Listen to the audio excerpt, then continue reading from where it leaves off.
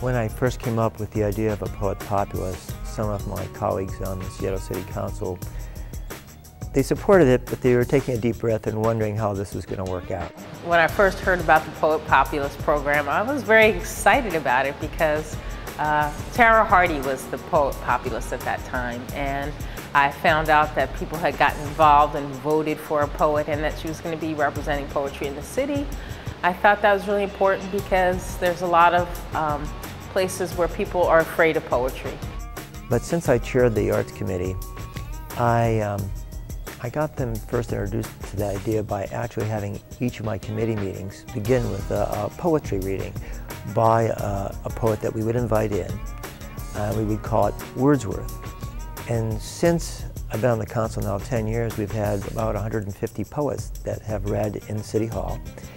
And since our council meetings are taped, those poetry readings are actually in the web. One of the issues with the program is whether or not art can be legislated. Can you vote for art? And I don't think that the program is intending to say one way or the other on that. It's, you know, it's a very Socratic dialogue.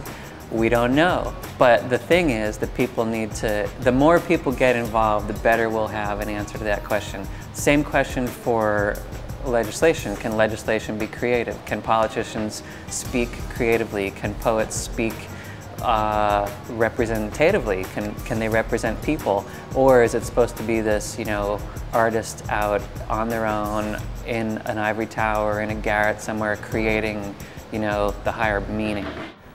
When we put the poems that are read at my committee meeting on my website, we checked to see how my website was doing in general. And we found that the hits were way out of scale with the other council members' websites. And we had a debate in my office as to why that was. And we had the hits analyzed further, and we discovered that there were more people visiting my website to read poetry than there were people visiting the city's budget website to find out how their public dollars were being spent. And I found that very insightful as to where people's values are. Well, I think poet laureates are typically, when a state or a country has a poet laureate, it's usually through a peer panel process where a number of recognized poets are nominated, and then a group of poets gets together, or people who are experienced in the literary arts get together, and they choose who they feel should be the poet laureate. What I like about the popular vote is that it says that we can all have an opinion about what it is we enjoy. We can all have an opinion about the particular poets that speak to us or speak with their language to our hearts. If the art is supposed to speak to everybody and yet everybody can't participate in it, then there's a major gap happening. So who gives people privilege? How do they make their decisions?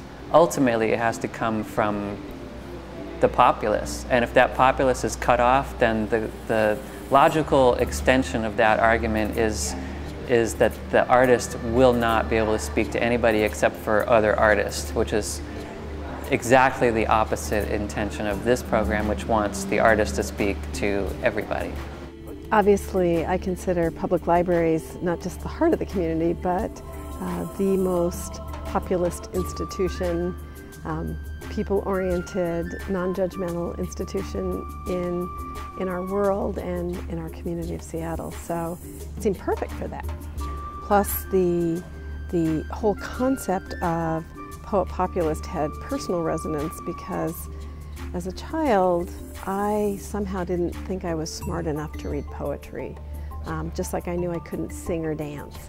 That wasn't about smart, it was about coordination and quality. And and so that's been an insecurity in my life, and I thought, how incredible if something like this had existed when I was a kid, so I wouldn't think you had to be really, really smart, and I wouldn't have this insecurity as an adult. So since being elected Poet Populist, I'm trying to think how my work has changed, if at all.